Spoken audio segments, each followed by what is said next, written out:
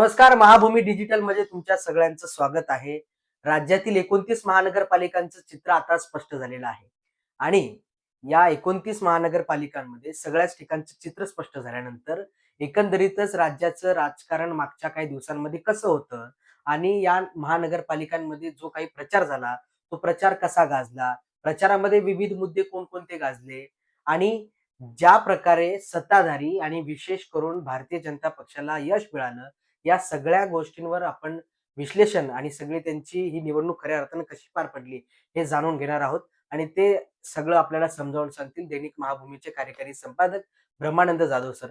ब्रह्मानंद Jadhav sir खऱ्या अर्थानं दैनिक महाभूमीमध्ये ब्रह्मास्त्र आणि महाभूमिका या दोन सदरातून आपलं राजकीय भाष्य जे आहे ते व्यक्त करत असतात आणि एकंदरीतच राज्याच्या राजकीय स्थितीवर हे त्यांचं भाष्य असतं. तर सर, सगळ्यात आधी तर जाणून घ्यायचं ही निवडणूक कशी राहिली आणि जे काही आपण निकाल पाहतोय 29 महानगरपालिकांमध्ये त्यापैकी बहुतांश प्रमाणात भारतीय जनता पक्षाला मोठ्या प्रमाणात यश मिळालेलं आहे. तर भारतीय जनता पार्टीला हे जे सलग यश मिळत आहे, नगरपालिका निवडणुका असतील, महापालिका निवडणुका असतील, कसं बघताय याकडे? निश्चितच जी काही महानगरपालिका निवडणूक झाली आणि त्यामध्ये भाजपला जे काही भरघोस असं यश मिळालं, अ, ते नगरपालिका निवडणुकीतही आपल्याला बघायला मिळालं. नगरपालिका निवडणुकीतही भाजपचाच वरचष्मा दिसून आला. पालिकांवर बहुतांश नगराध्यक्ष जे आहेत ते भाजपचेच आहेत आणि तोच कित्ता पुन्हा एकदा महानगरपालिकेत गिरवला गेला. मतदार हे ओळखून आहे, की केंद्रात सत्ता कुणाची आहे, राज्यात कुणाची आहे आणि स्थानिक स्वराज्य संस्थांमध्ये कुणाला निवडून दिलं पाहिजे. म्हणजे वरती जर सत्ता ज्या पक्षाची असेल, त्यांना निश्चितच निधी खेचून आणायला फार काही वेगळं करण्याची गरज पडत नाही आणि त्यांना निधी म्हणजे जे काही स्थानिक स्वराज्य संस्थांच्या माध्यमातून विकास कामं करायची असतात, त्यासाठी जो काही निधी लागतो, तो खेचून आणण्यासाठी या सत्ताधारी पक्षांना सोपं जाते आणि हे ओळखून जे मतदार ते भाजपला आपलं मत देतात, असं मला तरी वाटते. नक्कीच. आणि काय सर, की राजकीय खेळी जी आहे ती प्रचार दरम्यान मध्ये अ, विरोधक असतील किंवा सत्ताधारी असतील यांची राजकीय खेळी जी आहे त्याकडेही मतदारांचं लक्ष राहतं. भारतीय जनता पक्षाची स्ट्रॅटेजी कशी होती? भारतीय जनता पक्ष जे आहे, ते सुरुवातीपासून म्हणजे अगदी निवडणूक लागल्यावर म्हणजे तहान लागली की विहीर खोदायचा येस. हे काम नाहीये. अगदी निवडणूक लागण्याच्या पूर्वीपासूनच त्यांचा जो ग्राउंड लेव्हलवर एक सर्व्हे चालत असतो आणि त्या सर्व्हेनुसार त्यांचं समोरचं जे नियोजन आहे निवडणुकीचं ते ठरत असतं. मग तुम्ही त्यांचे अगदी बूथ लेव्हलपासनं कार्यकर्ते बघू शकता.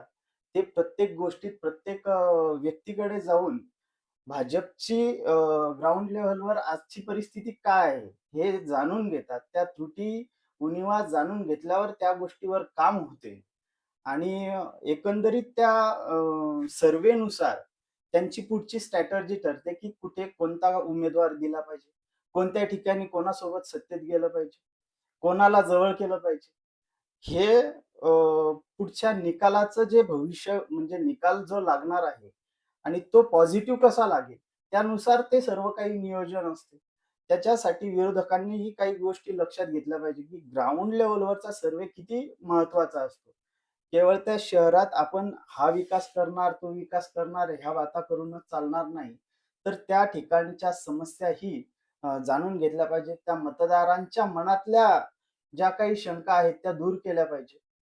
केवळ एकच मुद्दा भाषेचा किंवा अ, त्या ठराविक वर्गांना काय हवं नको, तो एकच मुद्दा धरून चालणारा नाही. तर एकंदरीत जो आहे पूर्ण आढावा त्या मतदारसंघाचा घेतला गेला पाहिजे आणि भाजप सुरुवातीपासून त्याच गोष्टीवर काम करते. त्याच्यामुळे त्यांनाही त्या सर्व्हेचा फारसा परिणाम त्यांच्या निकालावर दिसून येतो. नक्कीच. त्यांचं जे आहे, की संघटनात्मक जी पकड आहे ती स्ट्राँग असेल किंवा म्हणूयाच आपण कारण या निकालावरून ते सगळं स्पष्ट होतं. परंतु भारतीय जनता पक्ष आणि सत्ताधारी सगळे त्यांच्यावर विरोधकांनी जे टार्गेट केलं, तर त्यामध्ये बोगस मतदारांपासून तर ईव्हीएमच्या संदर्भात. या सगळ्याचा जो आरोप करण्यात आला, यामध्ये केवळ सत्ताधारीच टार्गेट झालेले आहेत.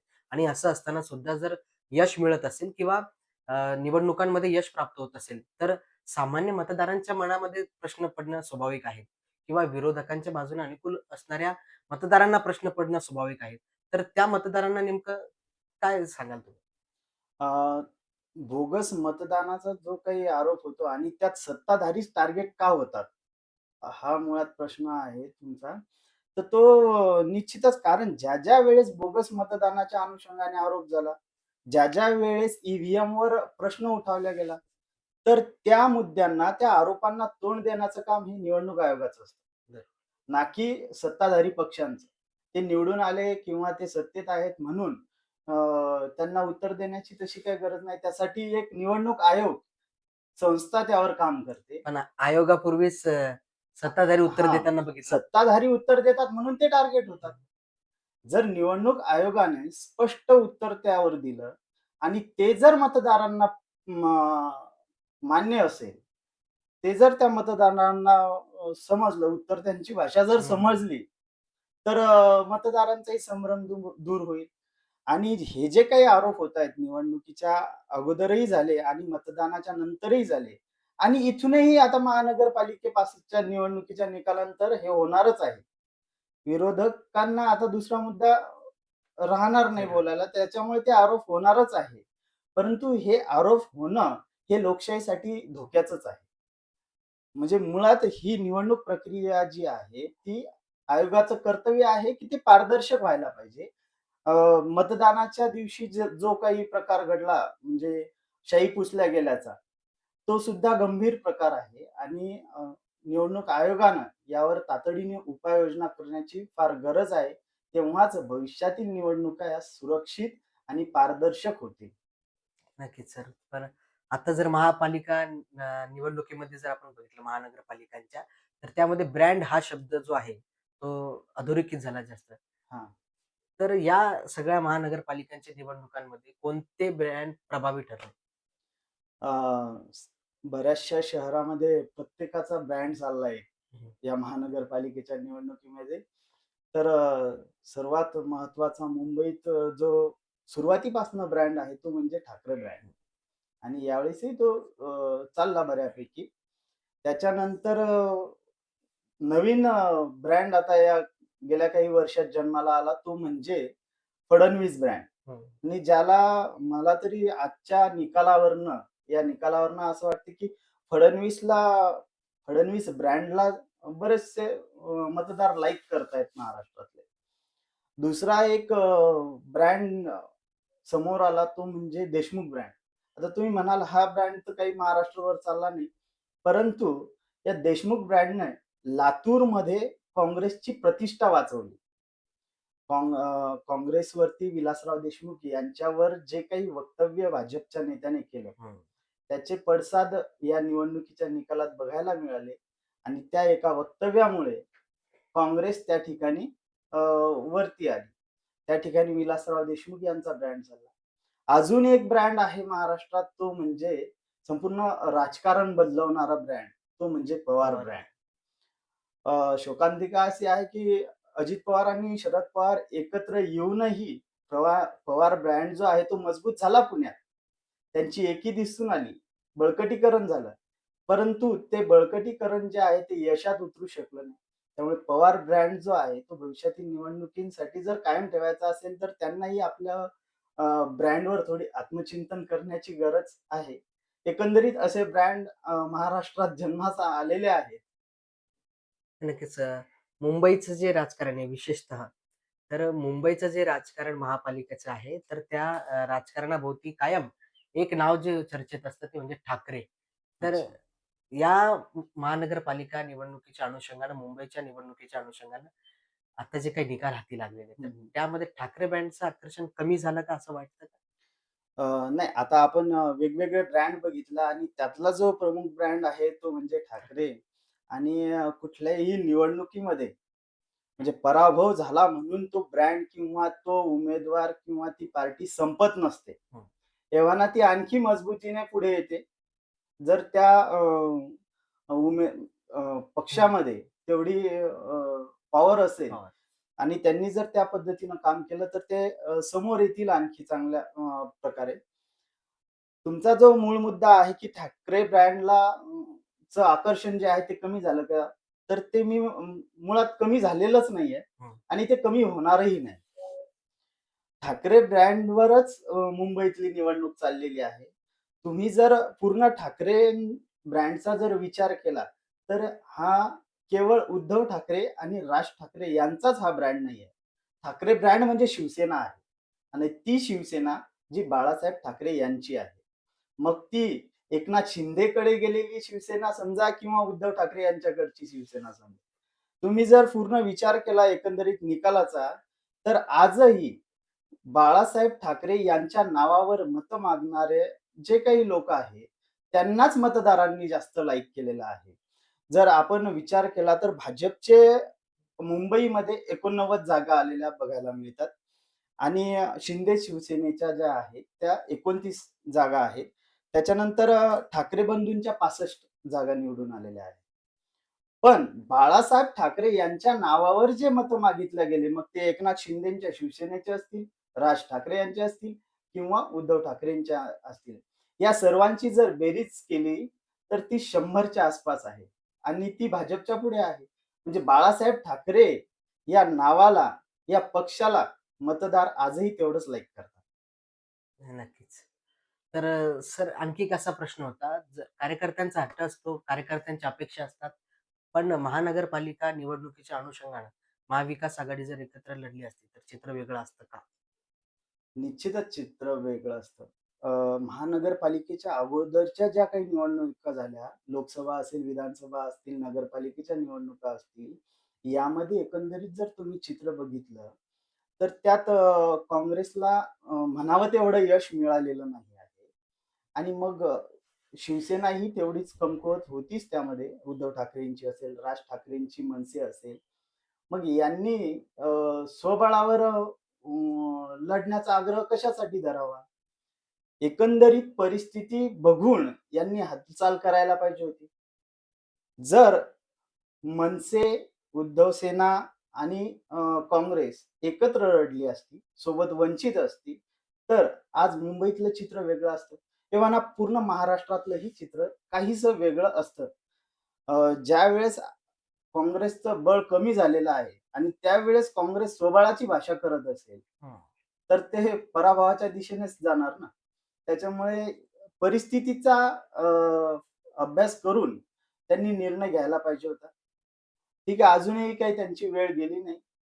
त्यांच्या बऱ्याचशा ठिकाणी काँग्रेसच्या जागा आलेल्याच आहेत आणि यानंतरही त्यांनी आपल्या पराभवाची कारणं शोधून चिंतन जर केलं, तर परिणाम पुढच्या निवडणुकीत वेगळे असू शकतात. त्याचा आता एक शेवटचा प्रश्न आहे. महाराष्ट्राच्या राजकारणातील राजकीय धुरंधर कोणाला म्हणायचं?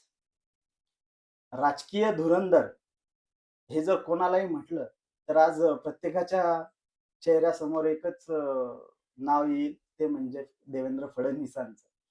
कारण त्यांची जी काही राजकीय खेळी आहे, ती राजकीय खेळी अवघी निवडणूक पालटून टाकणारी आहे. गेल्या काही निवडणुकांमध्ये फक्त एकच नाव चालतंय, ते म्हणजे भाजप नाही तर देवेंद्र फडणवीस यांचं. हं. आणि हे देवाभाऊ हे जे काही नाव आहे, हा एक वेगळा ब्रँड झालेला आहे आणि महानगरपालिका असतील, नगरपालिका निवडणुका असतील, यामध्ये त्यांची स्ट्रॅटेजी एक वेगळ्या प्रकारची चाललेली आहे. महानगरपालिकेत विरोधक केवळ मुंबई आणि नाशिक, ठाणे याच ठिकाणी चिकटून बसलेले आपल्याला बघायला मिळतील. राष्ट्रवादीवाले पुण्यात चिकटून बघायला मिळाले असतील. फक्त फडणवीसच एकमेव असे नेते होते, की ज्यांचं लक्ष 29 महानगरपालिकांवर होतं. त्यांनी प्रत्येक ठिकाणी जाऊन टॉक शो घेतले. आपल्या पक्षाची विचारधारा मांडली. भविष्यातलं जे काही त्यांचं एक व्हिजन आहे ते मांडलं आणि जो काही युवा वर्ग आहे मतदार, यांच्याही बऱ्याचशा समस्या ओळखून त्यांनी त्या टॉक शोच्या माध्यमातून, मुलाखतीच्या माध्यमातून मतदारांपर्यंत पोहोचवल्या आणि देवेंद्र फडणवीस यांची जी काही राजनीतिक चाल आहे, ही सुद्धा विरोधकांनी ओळखली पाहिजे. ते कशा पद्धतीनं काम करतायत. त्यांचे जर तुम्ही काही सभेतले भाषणं जर बघितले, परखड आहेत, परंतु त्यांच्या बोलण्यात एक तारतम्य आहे. कुठे काय बोललं पाहिजे आणि काही नेत्यांची जर तुम्ही भाषणं बघितली, म्हणजे रोखठोक कशाला म्हणायचं? हे आरोप-प्रत्यारोप जे असतात ते वैयक्तिक घेतले नाही पाहिजे. त्यामुळे ह्या सर्व गोष्टी ओळखून आणि देवेंद्र फडणवीसांची जी काही भाषाशैली आहे, भाषणातली त्यांच्या सभांमधली, यावरही मतदार बराचसा आकर्षित होतो. त्यात सकारात्मकता तर हवीच आहे, परंतु ती बोलण्याची पद्धतही मतदारांना पटली पाहिजे. म्हणजे एकंदरीत त्यांचं जे काही आजचं आपण बघतोय राजकारण, ते महाराष्ट्रातील बऱ्याच जनतेला पटतंय. म्हणून त्यांना ते लाईक करतात आणि भाजप समोर येतं.